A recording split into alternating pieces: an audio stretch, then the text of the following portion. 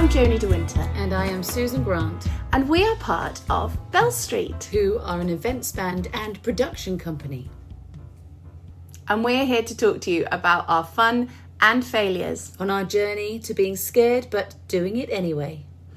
And today we have an absolutely fantastic guest for you that we can't wait for you to listen to this one, to be honest. She has been truly inspiring and we have loved every moment of just sitting and listening to her journey. So we'd love to hear what you think. Let us know. Sit back, relax and prepare to be inspired as we talk to Jess Luck.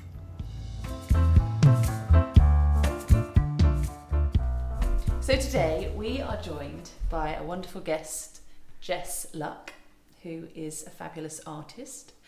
And we're going to have a chat just about her work, her exhibitions and her passion.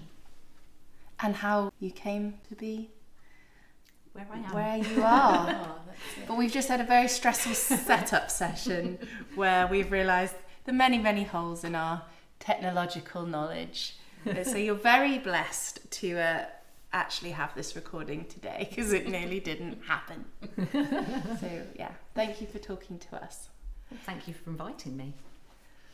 So where to begin? We were thinking about people that we kind of have been, we like to ask people who we've been inspired by or people who we can see just kind of diving in and doing it. And I remembered, because I've known you previously to your artist identity that we now know, and I just remember seeing on your social media one day you must have put a post up something like, I'm just gonna start and I'm just gonna start sharing this. And I've been following you and we've been looking at your stuff, and since then it's really interesting to see that your confidence grows. So whether I've remembered that correctly or not, what kind of was the moment where you thought, I'm going to have a go at launching myself as this? Yeah, there was a moment actually. I've always loved art, and I've drawn and painted, from when I was a girl, and I did art at school. But then I never thought any more of it. I never even considered a career in art. I just thought you had to be super talented, and I just thought I love it and I'm okay, but not good enough. And so I just sort of got carried along with life and fell into an office job, and nothing I was particularly excited about. I met lots of nice people along the way, but I'd always, in the back of my mind and in my heart, felt this desire to get back to my art. And I was always holding on to it, always had my eye on other artists. It was always there, that sort of desire. But then I got married, had children, carried on sort of working part-time, and got caught up with being a mum, and have loved that. I'm loving that. Yeah, basically my mother-in-law is an artist, and she's been doing art for a long time, and she's always been sort of gently nudging me and sort of saying, you must get back to your art and just do a bit here and there. And I've just always thought, I'd love to, but I don't have time at the moment. And I've always sort of projected ahead and said, I'll do it when the kids start school, and, I'll have a bit more time then.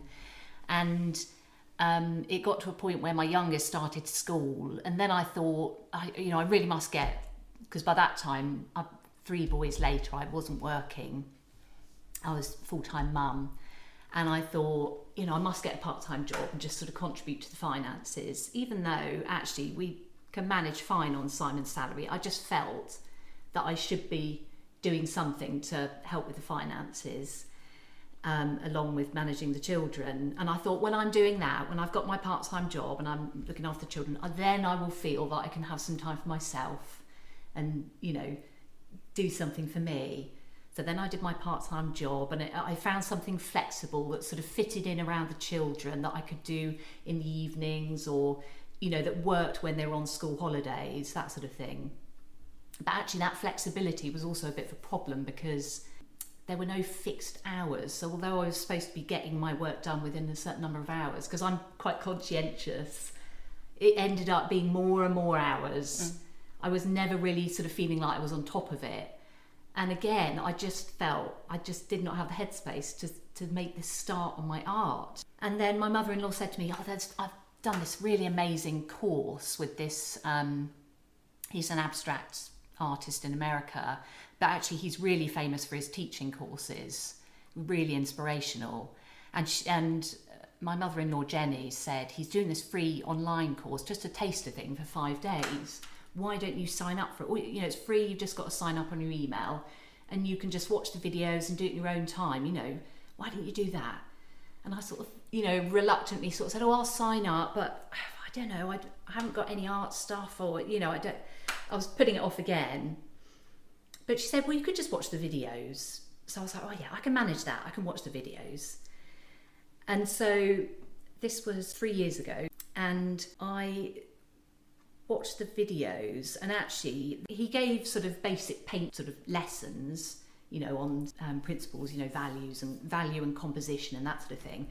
But actually what I wasn't expecting was it was actually about art, creativity being self-expression. And so it was a lot about looking inward and at yourself and getting to know yourself and learn what lights you up, and, you know, so you were able to do this creativity and express what was within you. And I'd never come across this before in any sort of my art lessons, this sort of looking inward. And it was, you know, it was things like looking at your negative limiting beliefs, you know, that hold you back from creating.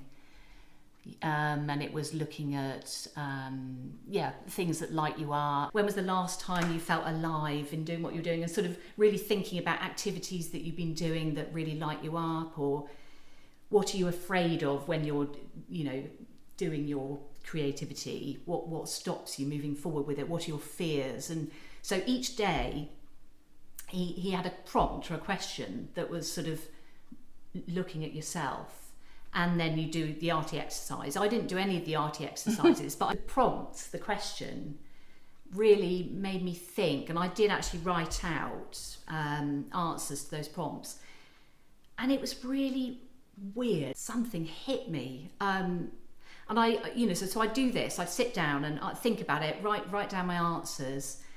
And then I'd go out and walk the dog in the afternoon. And literally, I was crying. I'm walking in the woods crying. And I thought, oh my, what is going on with me? I thought, if I bump into people in the village and they see me just crying, what do I say? I'm doing an art course. I was like, this is ridiculous. And it went on. I mean, I couldn't work out what it was. It just felt like a release. And I think it actually even makes me emotional because I don't talk about it. But it was my soul, and I think it felt heard for the first time for years and years and years. And I'd been just pushing it down, and thinking I was fine. And these questions, and having to look at myself honestly, and how I was feeling, and what was holding me back, what my fears were, and what I was aspiring to. It just sort of, I've just felt so, I can't describe it, stripped bare, you know, my soul. Yeah, just sort of really sort of vulnerable and open, and it felt really good.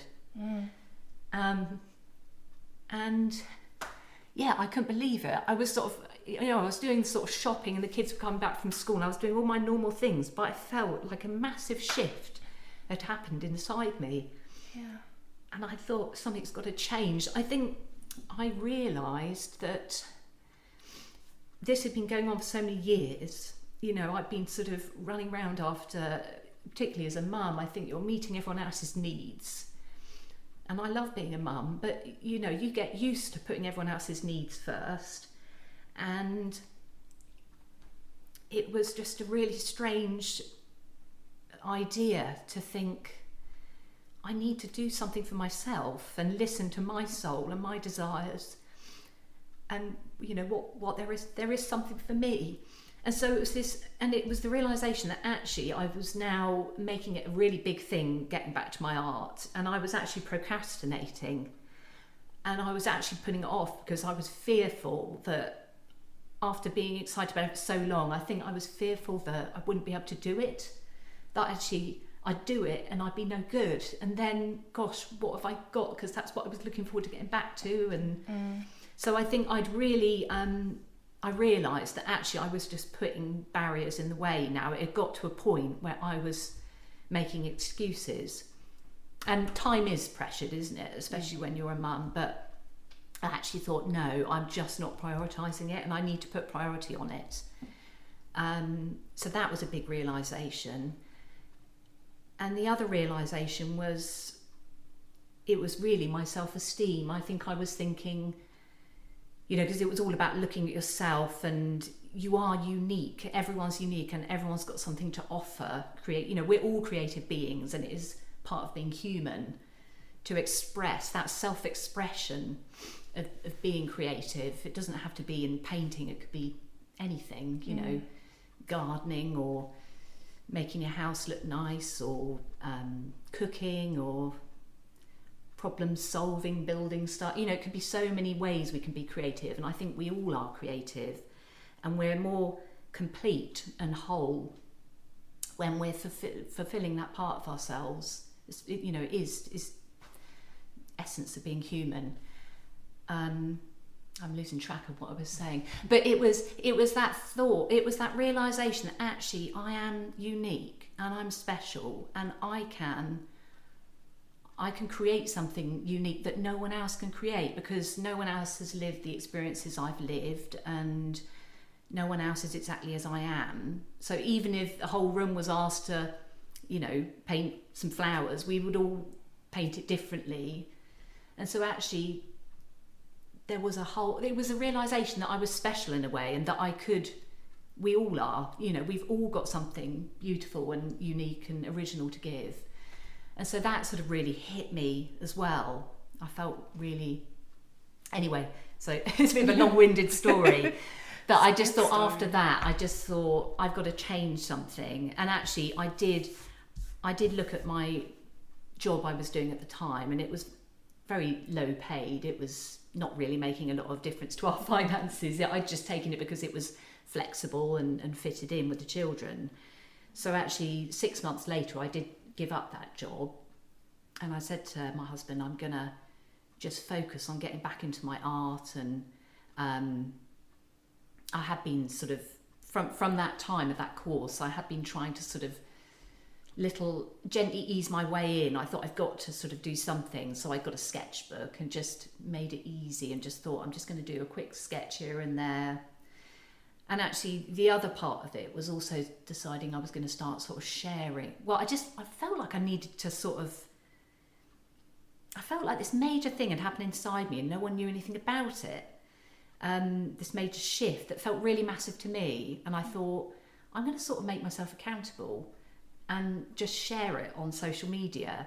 I don't have a ton of followers or anything. I've only just started my Instagram account fairly recently, but I've got Facebook with some friends on, and so I just sort of shared in a bit of what had happened, you know, what I was feeling and what I was going to do, and this was it. I was going to, because I felt I was sort of held a bit accountable.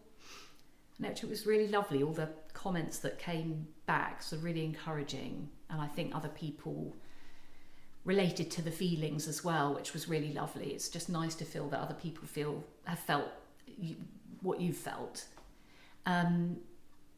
So it all started from there, really, and I've just been like, I feel like a massive change has happened. I'm just moving little bit by little bit forward. Yeah. And I feel really excited. Although I felt silly you asking to come and talk to me, because I thought I'm so at the early stages, you know, I'm just of my painting, you know, I've just had a couple of local exhibitions, and just starting to set up my website, and, you know, little things like calling myself an artist, you know, setting up, you know, an artist profile on Instagram, and But I just feel like every little step is just getting me closer to who I am, you know, where I want to be, and I just feel really excited about what's ahead. Yeah, so that's how I'm feeling at the moment. And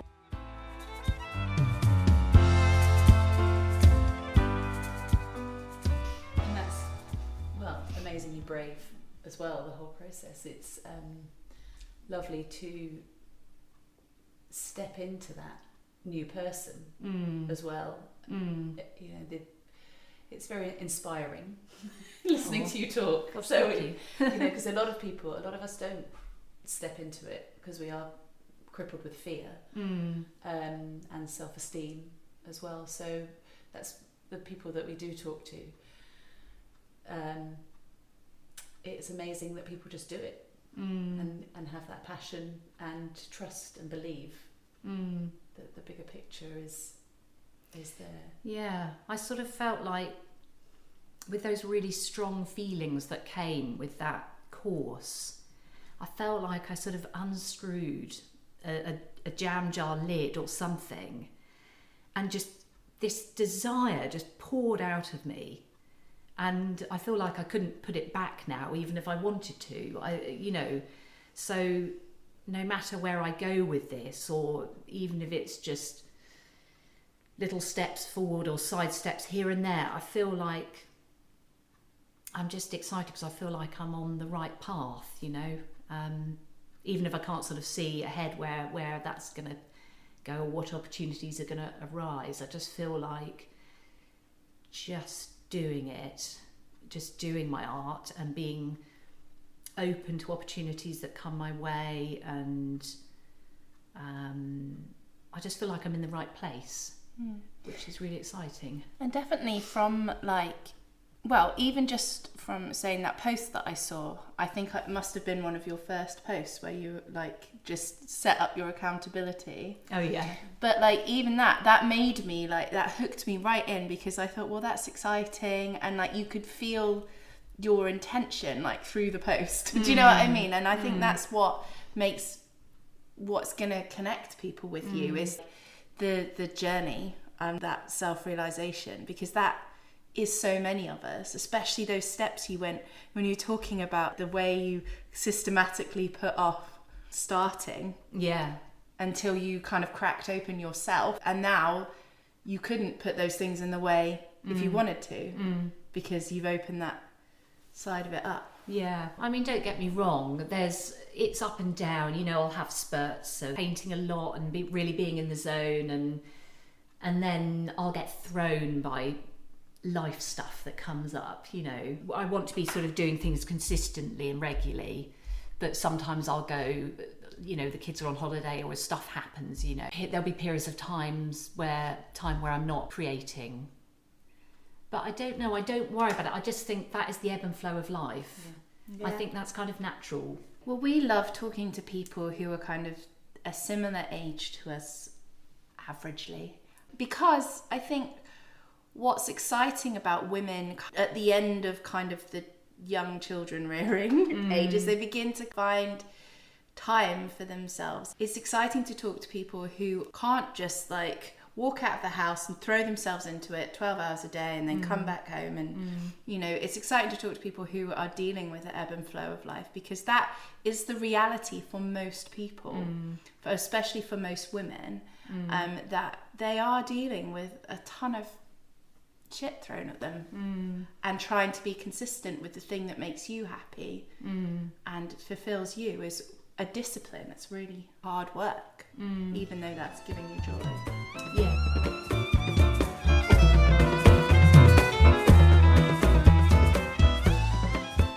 What do you kind of set up then? Do you set up anything in terms of making space for yourself time-wise, or what do you do to make sure that you don't completely lose it is the wrong phrase? I tend to look 1 week at a time, so I'll look at my diary. I'm quite old school, I have a paper diary. I'll look at my diary sort of at the weekend for the week ahead and sort of see what family commitments there are or what's going on, and then I will actually block out mornings on the mornings where I haven't got stuff in there yet, I'll try and make sure to block out mornings so that I know I'm going to get a certain amount done that week, and I won't book anything else up. You know, if someone contacts me and says, you know, nice things as well, like a friend, or, you know, do you fancy going for a walk? Or, I mean, obviously it depends, because it is important to see people as well, especially because I'm, you know, painting is quite isolated generally, so I'm at home a lot, so actually it is important I see people as well. But it's very easy to fill up with, I do need to make sure I prioritize it to an extent, because otherwise it's just time goes by and I won't have done anything for the week. Yeah. So I do have to actually sort of block out a bit of time. I've worked out, I was being a bit more free than that and sort of thinking I'll just fit it in when I can, but I'm realizing that actually it's so easy for stuff to come in and take up that time, and you don't get it done. That's something we definitely, with managing 2 of our schedules, we definitely find that looking ahead and blocking out chunks of time, and sometimes there's more time to be blocked out, and sometimes we're like, let's just squeeze in half an hour. Yeah. But that's a definite something we've learned to do.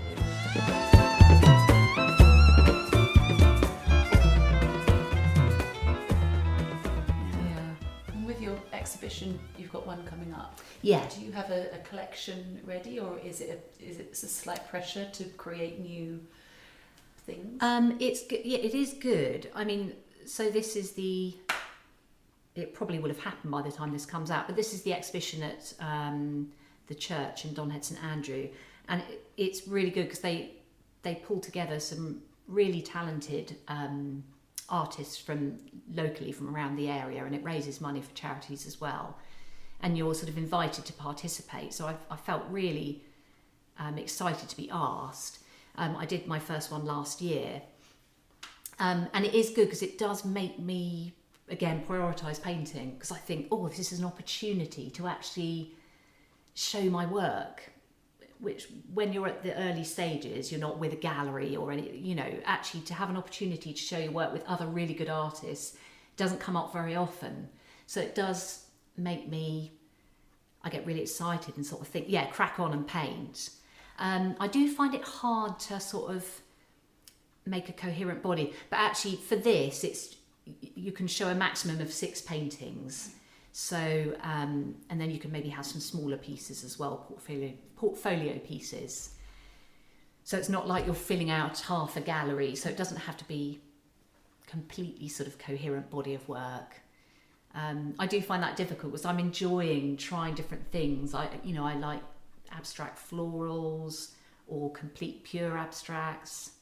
I do life drawing classes, so that's sort of figurative, although I haven't done much painting with figures. But it's another thing I'd like to. I've got so many things I want to try, but it all takes time to sort of, all these ideas need time. So I just tend to madly paint, get really excited, and then I'll just pick the things, as we get to the hand-in date for the exhibition, I'll just pick the things that I'm most proud of or that hopefully fits together a bit. Yeah. So I'll do it that way. That's how I'll do it. What would be like, so is this your second time you've done this? In Donhead, yeah. So what would be like for you the next kind of step out of your comfort zone from that? Yeah, well, I'd like, actually my mother-in-law, Jenny, who, is really the one who's set me off on this path, championed me. She hasn't actually done an exhibition, and she's really keen to, she's much more experienced than me, and she's really keen to do an exhibition. So she said to me, I'm going to book out, will you do an exhibition with me? I'm going to book a slot at Shaftesbury Arts Centre, 2025. And I was thinking, that's a big space. I don't know if I could produce enough finished work to fill that. So I thought, so we're going to do that. We've booked a slot. I think sort of, it's all quite booked up, but towards the end of the year, 2025, sort of October time. So that's my next challenge, because that is more, it would have to be more curated, much more volume of paintings, and you're responsible for hanging it yourself and getting people in, and it feels like with the Don Head exhibition, there's more place to hide because there's loads of other artists and they've got all their people coming in to look. So it doesn't matter if, there's always going to be people there, and I feel a bit more safe with a big group. Whereas this feels a bit more, we'll be on show, a bit more exposed. So actually that would be good. Like you're saying, I need to keep just sort of gently pushing forward. So I'm pushing, because it's so easy just to sit in my comfort zone. Yeah, because we definitely find like we kind of try and look at what we're doing and we say, right, we've pushed ourselves out of our little safe zone and we achieved that. So now that's our comfort zone.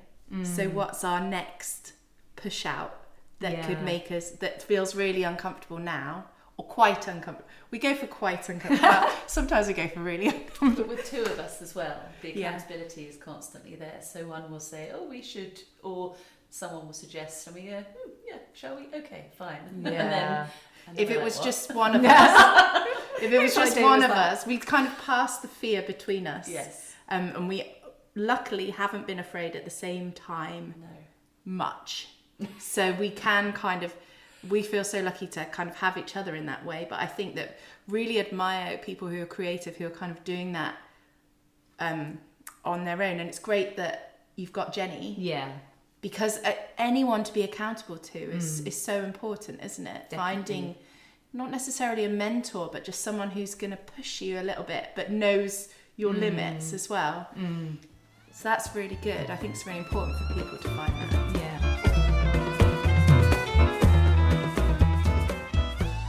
Definitely. It's very helpful. What would be like an out there goal for you? So if that would be like a seeable next step, what would be like an maybe not an ultimate, but like I would really love to, with no fear, I'd love to go, bam. Yeah. I have thought about that actually. It surprised me because I do actually find this really difficult. I was really nervous about talking about myself. I love people, and I'm really fascinated in other people, and I love meeting new people. When I was a child, I was really, really shy. I barely talked to anyone. And I think I do wonder if that's why I paint, because I find articulating verbally what I'm feeling quite difficult and quite intimidating, especially when I was younger. So to actually self-express through paint, I find much easier. I find that really feels really good. That's probably why I paint, and abstractly as well. Oh my gosh, I've lost thought. What was I saying? I just think I was going to chip in with that's interesting because you actually express yourself really well. I could listen to your podcast. Yeah. Oh my gosh. Have you thought about starting one? That's really flattering. I honestly, I find it really hard, and I think I'm so boring. I just think I don't know how people want to listen to me. But anyway, what was I saying? Oh yeah, the out there goal. Yes. So what surprised me was when I started sharing on social media.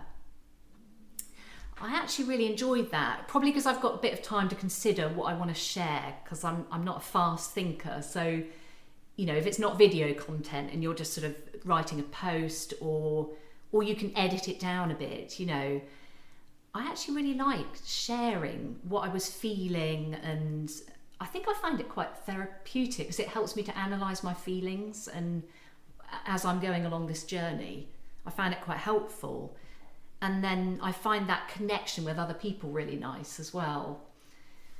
And so that's kind of surprised me. So I thought I would like to, I'd like to maybe do some sort of creativity course or something, working, I suppose, particularly with other people like me, other women my sort of age, I'd like them to sort of have the same realisation and sort of joy that I've had with using art as a vehicle, really, to sort of become more yourself and sort of uncover those layers and just become more fulfilled and happy. And it's just such a lovely feeling, and it's not, of course it's not always easy, and I do struggle with stuff, but I just feel I've moved on so much in my confidence over the last 3 years, and it's art and creativity that's been the vehicle to help me do that. But the biggest thing for me is not the paintings I've made, but it's how it's changed how I feel. And I want other people to experience that as well. And I'd love to maybe do an art course in person and online, so that you have that people contact but also reach more online. I think you'd be really good at that. I'd love... Your passion's almost tangible. Like it just, I would come along. Yeah, I'd come along.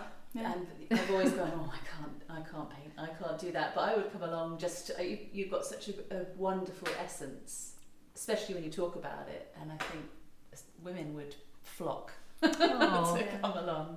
That's so nice of you to say. Again, to share.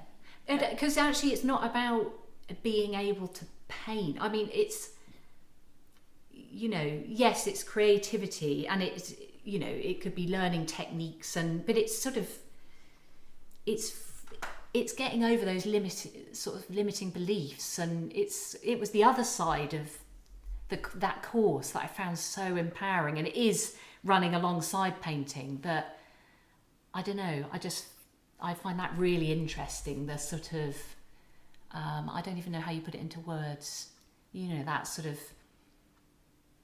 that soul part I find really exciting. I'd love to, somehow be able to do something with that. One day.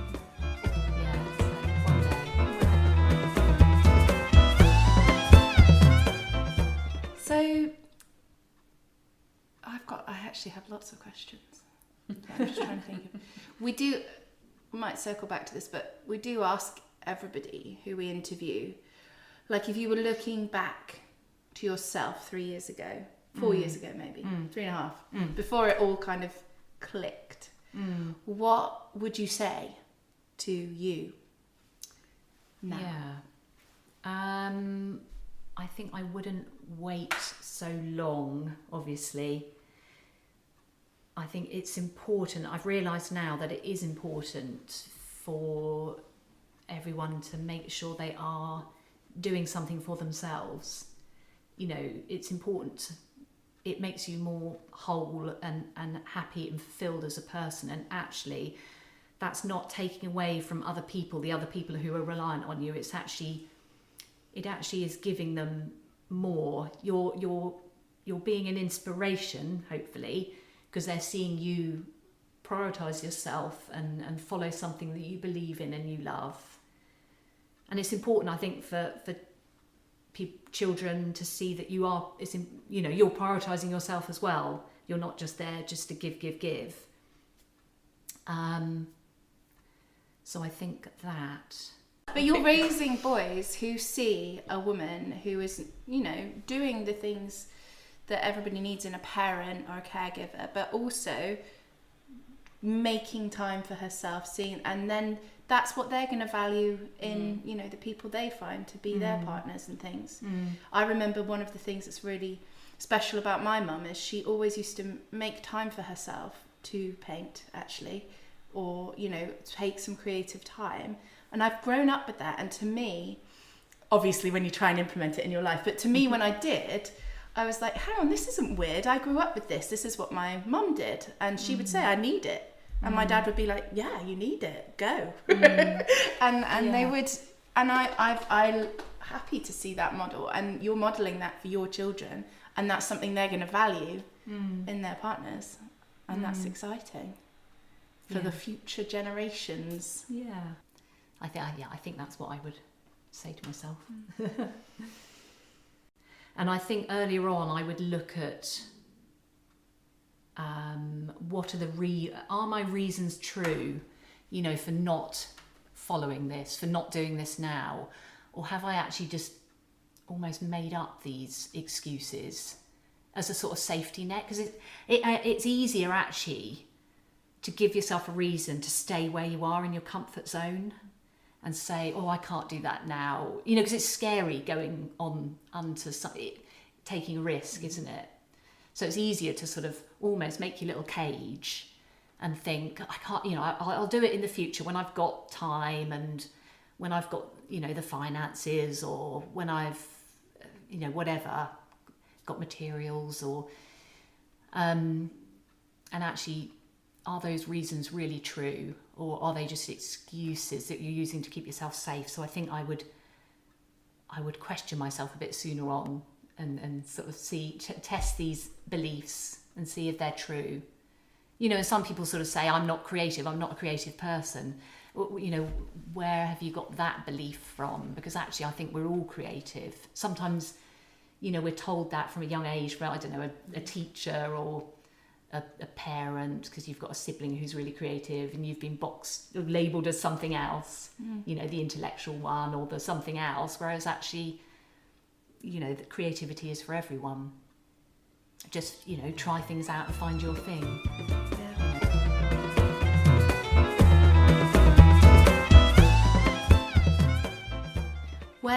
Where can people find out more about you? Because obviously we are an audio thing about a visual thing. Oh yeah. And we obviously will share your stuff online and share some of but I'm sure after hearing you talk, people will want to see your stuff. So where can they find you online? What is your Instagram? Yeah, if this has struck a chord with you, I would love it if you could come and follow me on Instagram. I'm at Jess Luck, as in good luck, Jess Luck Art. And I have got a website, which has been a big challenge for me because tech does take me a long time to work out. I'm trying to have a growth. We try and outsource. I'm trying to have a growth mindset about it, because I was going to say I'm rubbish at tech. But no, Jess, come on, positive. I can do it. It just frustrates me because it takes ages to work out and I just want that time to be painting. So I find it difficult. But I have got a website, and by the time this comes out, I shall have loaded all my new paintings on it. Because I'm very good at, I love painting. That's all my body wants to do is paint. So I love the creativity bit, and then I lose momentum with actually getting it up onto the website to sell. Because I just think, I could start a new painting now. I think a lot of us feel that way. Yeah. But if I want to make this work as a business, I need to be better at that side of it. So please come and look at my website, which is jessluckart.com. And you can sign up for my newsletter if you would like. That would be lovely. Because I haven't really got anyone signed up yet. We'll sign up. So I haven't actually bothered sending a newsletter yet, but I will do when I get some people signed up. We have learned, actually, just talking about your website and stuff, and I think there is a difference between things limiting you, like one of the reasons we wanted to do this podcast for ages, and one of the things that limited us was we didn't really know how to do it. The fear of tech. Yeah, the fear of tech. And as just demonstrated today with that hour of trying to sort out that problem. But we have kind of just cracked on and done it. But the moment we can outsource the tech side of this, we probably will. And we have learnt that there are other people who are like creatives who, like the person who designed our website, for example, is completely different kind of creative, but like he is so clever in that you go, and can it be like this and like this, and he can just see it and make it happen. And one of the biggest things we've done is let go of the control of that kind of thing, and said like, right, if we can like budget it into what we're making, then we cannot get our heads around this, and we need to prioritize. We'd rather be singing or writing or listening to people like you than designing a website, which we just gave up on. So I think there's something to be said for like trying to make it as much happen as you can, and then at the point like giving other creatives a little go at it, because some people just love it like you love to paint. Yeah. Some people just love technology. Like, so I could actually be doing someone a favour. Yes, absolutely. I think. Well, now you say it like that. Yeah. And you can let go of that, because I think as kind of women and women who are trying to do it all, like it's hard to not hold on so tightly to every element of it. But we have found at least some relief in just being like, okay, we're going to trust someone else with this bit that we absolutely was making us sad in terms of like, we can't do it. So just like something we've learned, like, and it's not always possible. And like financially, we can't do that at the minute, like with the podcast. But if we could, there would be certain elements of it that we would absolutely love someone else who felt the way about podcasts that we do about singing and making the podcast. Just go. Enjoy editing our podcast. Yeah, that's a really good point. I definitely will bear that in mind. I feel like at the moment, I'm trying to sort of get everything set up to a certain just basic level and just have a basic understanding. Yeah. And then when I get a bit more momentum going with my art and start... It'll become apparent, won't it, when it becomes something that maybe needs updating more, or you're blah, blah, blah, blah, and it's becoming a pullback, but you need to facilitate it. It'll become apparent when you need to do it. But I don't think there should be any like shame in passing anything on to anyone. Yeah. Or in being like, actually, do you know what? This isn't my forte. I can't do a website right now. Yeah. So, yeah. You're so right, though, that it does free up time to do stuff that you really want to do, which is really important. Yeah. And I always find it mind-boggling that someone finds making websites as exciting as we do find creating other stuff. And they do it so quickly. And they're just like, yeah, done it. And it looks so good. I find that with like sound tech, sound tech, lighting, you know, like finances. People love spreadsheets. Yes. We've done interviews with people who love a spreadsheet, and we're trying to make ourselves love a spreadsheet. We don't love a spreadsheet. I heard that one. I heard that interview and I just thought, wow. We've done one spreadsheet for the cabaret and we've been very strict with it, and it has helped, but I don't know if we love it. But anyway, it's someone else's passion. Yeah. And I just find people amazing in that way. Which is like you were saying, we are all unique. We all have our own path and our own journey. Yeah. And ours is not technology. No, it's not our journey.